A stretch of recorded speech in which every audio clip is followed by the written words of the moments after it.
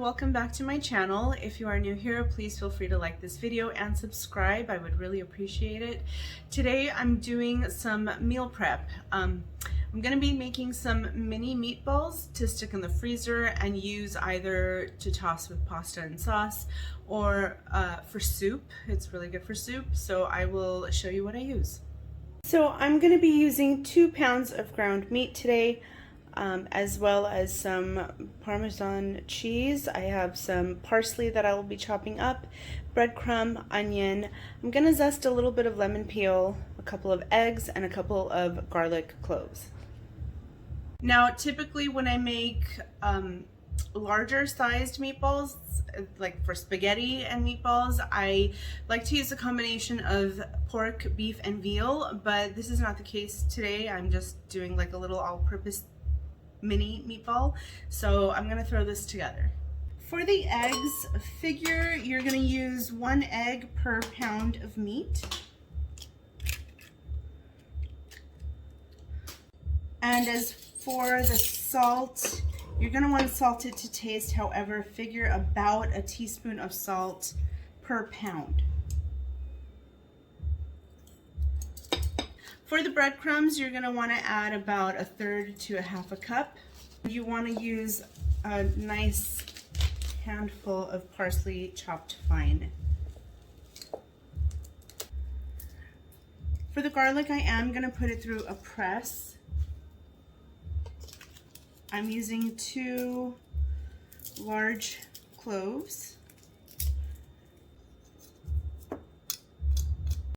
The lemon, I've washed the lemon really well, so I just want to use some of the zest. It'll add a little bit of freshness to this, and just a little teeny tiny hint of citrus in the background. And this is kind of a small lemon, so I'm gonna zest the whole thing. The cheese, I forgot to prep the cheese beforehand, so I'm just gonna do this above the bowl, and again, probably about 1/3 cup or so.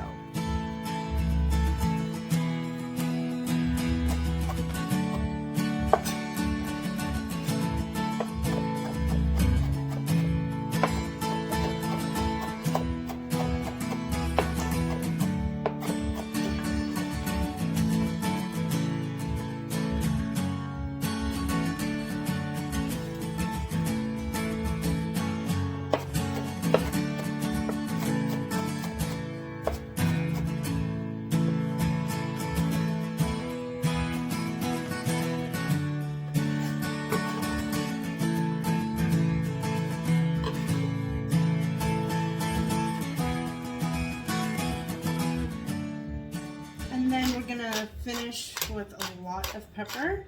You want to mix this together really well, you know, no jewelry for this. I'm going to mix this until it's well combined, and then I will start forming them.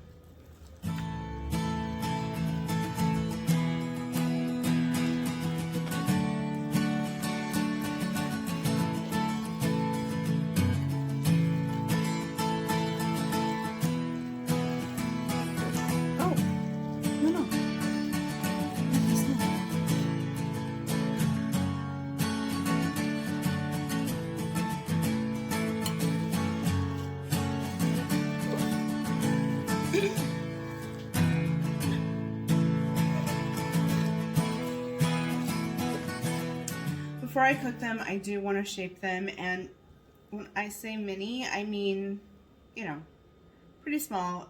This is about a large marble. You can even do them smaller, but that's about how big I'm going to make these. And honestly, this is the time-consuming part. Cooking them, not so bad, but shaping them, it can take a while.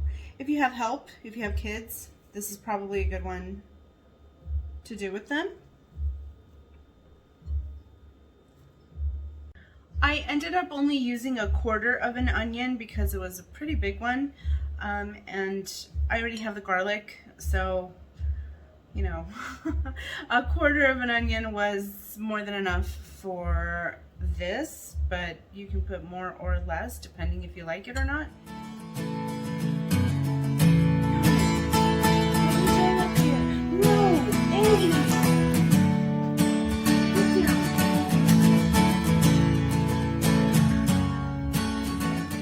I have 2 kittens, and there's one who's particularly interested in human food, and he likes to hang out in the kitchen a lot.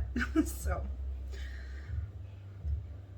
it's really great to do something like this when you have time, and then you freeze it after they've cooked. So when you need something during the week, it can make putting together a meal a lot easier. If I'm using this for soup, I'll just take it out of the freezer and put it in the soup. If I'm using it for something else, maybe defrost it a little bit, maybe morning of, and it'll be ready for you. The other thing is, if you want to use it like in a pasta bake, I would also defrost it first. But they're already cooked, so it's a huge time saver. I know some people, they put milk or cream, and I have done that, and that's fine. But I just kind of wanted to make this a little bit more simple, so I omitted that. And sometimes people will roll these in flour before frying them off, but I'm not going to do that. I'm just going to cook them in olive oil in a skillet on the stove, and because they're smaller, you know, it won't take as long. If you wanted to make this with a Latin flavor profile, you can switch out the parsley for cilantro. You can also add spices such as cumin, oregano, salt, pepper. I would still keep the onion and garlic in. I would still add the breadcrumb, and you can use it to make like an albondiga soup. So if you are going to be freezing them, you want to cook these first. Again, I mentioned I'm just going to cook them in olive oil.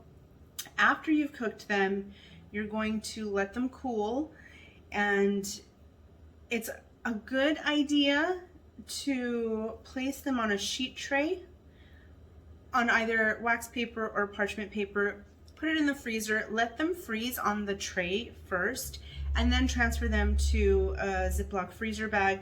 This will just prevent them from sticking in the bag, but it's up to you. You know, some people, they don't want the meatballs to stick because maybe they just need a handful when they're making something.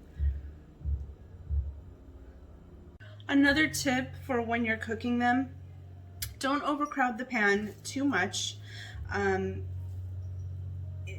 It's just, you know, they'll steam up that way, so you do want them to brown and to cook. Again, it doesn't take that long. If you have a big skillet, I finally upgraded. I got a slightly larger skillet, so hopefully this won't take me forever. Like I said, just forming them is the longest part. And I never time myself, so I couldn't tell you really how long it takes, but it's just going to depend on the size that you want. And if you're new to cooking and you're unsure about the seasoning, then just flatten one out into like a patty, cook it off first, and taste it, eat it. If the salt level is fine for you, or if you want more black pepper, or if you want something else, you know, definitely go ahead and adjust, and then start assembling.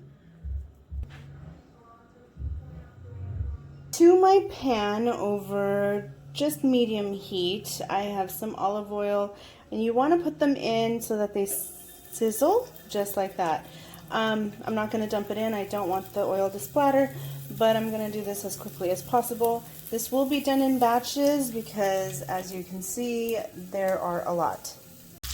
So this is about how I want my pan to look like. As it starts browning, I will turn them, and I will, you know, like zhuzh the pan or shake the pan. And then to find out if they're done, I might just taste one. Start turning when you can see a crust form, or you can just, you know, like so. You might need to turn the heat down a little bit just so that they don't burn. The other thing you'll want to prep is a plate with some paper towels just so that the excess olive oil and grease can drain. And these down here are looking really good, so I'm going to be removing them. So it's hard not to eat them when you're making them because they're good. I mean, who doesn't like a good meatball? But so as you can see, a nice crust has developed. I do always taste for quality control, even though I kind of already know, but you know,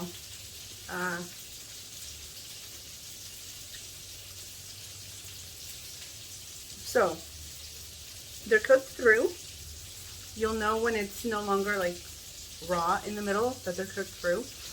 There is enough salt, seasonings are good. The lemon peel just gives like a tiny, tiny hint of lemon, and it's really, really good. Thank you so much for watching. I hope you enjoyed this video. I will have a little how-to in the description box. If you'd like that for reference, it'll be there. Again, you can use this in a lot of different ways. You can make a little bit of chicken broth and boil some pasta in it, maybe some other vegetables, add the meatballs, and you're good. A little grated cheese on top, fantastic. You can incorporate this in like a baked ziti type of dish or other baked pasta, as well as just toss it with pasta when you make it and you want a little protein. I'll see you all next time. Bye.